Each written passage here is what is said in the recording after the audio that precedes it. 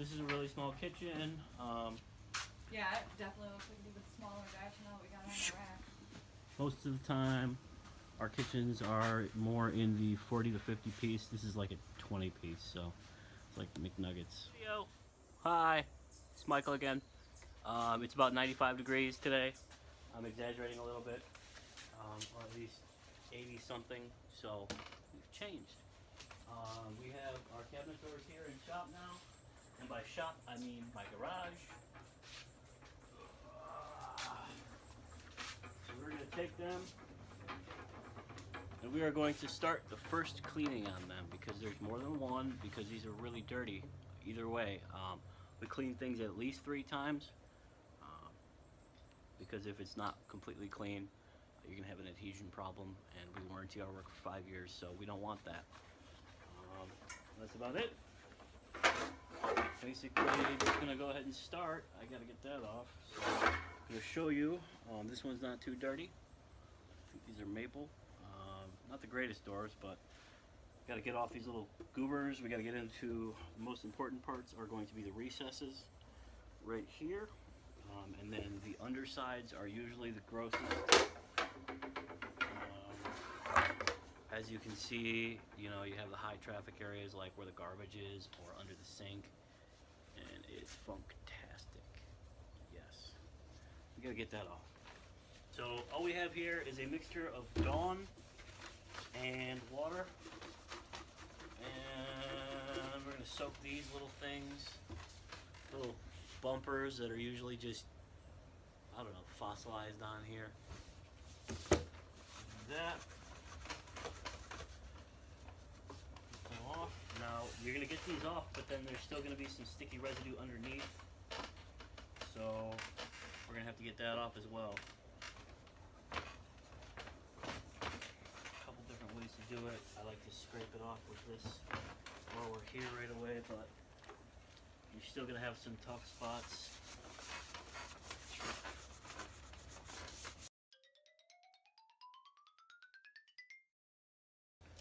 Box of rags.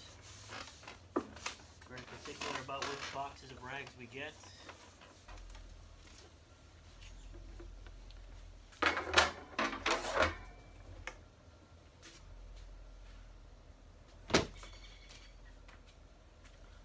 Cleaning 1. Okay, so we have cleaned the rack. Rack's all clean.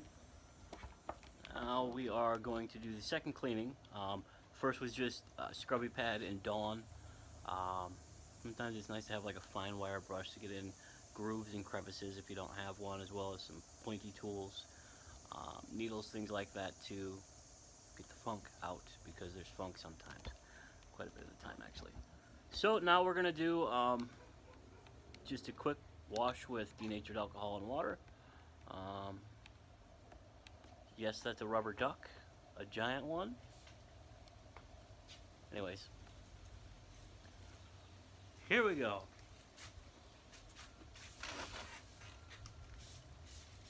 This is incredibly technical.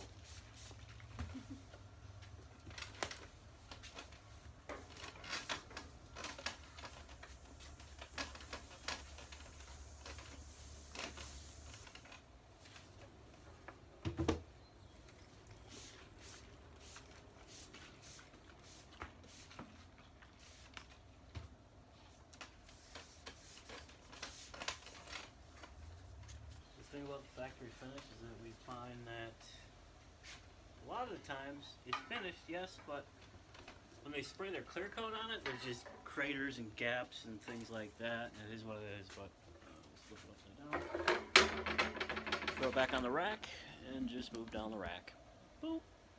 That's what we're doing. We're gonna do this 18 more times. Cabinet doors and drawers have been cleaned twice. They've been degreased. They are on my wonderful rack here. I'm sure a bunch of people are going to ask where the rack came from. The rack came from Richelieu. It's 300 bucks or something like that. You can go on their site and buy these. Awesome rack. I've got 2 of them. They're phenomenal. Everything has been sanded, or I'm sorry, everything has been cleaned, and now we're just going over to sanding. All right, I was just making sure everybody could hear me. Anyways, we've gone, we've degreased everything. We have let it sit for a little bit. We went over it again with denatured alcohol to get any contaminants that we missed. Found a few spots we did miss that were just heavily soiled. A lot of the times it's cracks and crevices. So we went hit it again, continue our process. From here on out, we're sanding.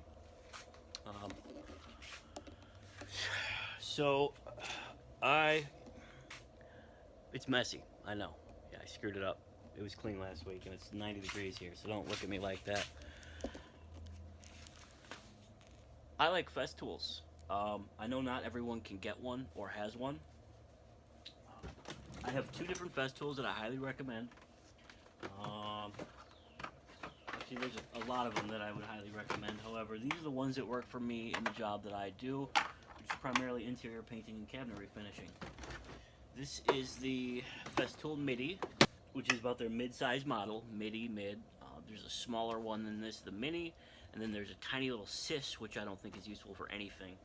These are the HEPA extractors. Basically, this allows you to hook up your sander, which in this case is the DPS 400. I like it a lot. It's great for doing cabinets, getting a lot of surfaces. Hooks it up to here, and then it allows you to plug the sander into the front of it. And then when you turn it on, the extractor sucks everything up. It's great. People really like it. It's a huge selling feature.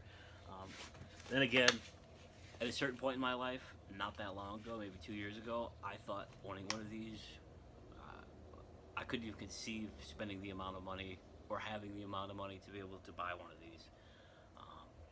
But make goals, you can't meet a goal you don't have. So put it down. Opportunity will always present itself. Anyways, I have this one, and then I have another one which is old but is awesome. I got this one for the deal of a lifetime. The finisher was going out of business and really gave me an amazing deal on it. No one will ever find a deal like this again, and Jerry is awesome. So this is the old CT22. I leave this one in the shop because it's huge. It takes up way too much room. We have 240 grit on our sandpaper. Now these doors have a bit of a profile to them. You see that? So what we've also gotten, because I found it works very nicely, are some 3M sanding pads. Now, these are very fine ones. Basically, I'm just looking to scuff it up in there to get some bite for my primer. We are going to prime this with bin. These cabinets are going black, so we have a gray tinted bin that we're going to put on. I use bin on a lot of my projects, mostly for tannin blocking and adhesion. In this instance, because we are going black, I am not worried about tannin bleeding at all. We still want them to adhere, or we want everything to stick as much as humanly possible. So that's why we use what we use. All right, here I went through and sanded with 240 grit sandpaper. There was an issue with the finish on this door, mainly the extremely heavily trafficked traffic doors, and that was that the finish had just fallen off of it. So I had to remove some of it with a razor blade. After that, we go ahead and continue our sanding process. We just triple check again that everything's completely clean. Once we have all the nastiness off, we go ahead with the sanding and just go from there.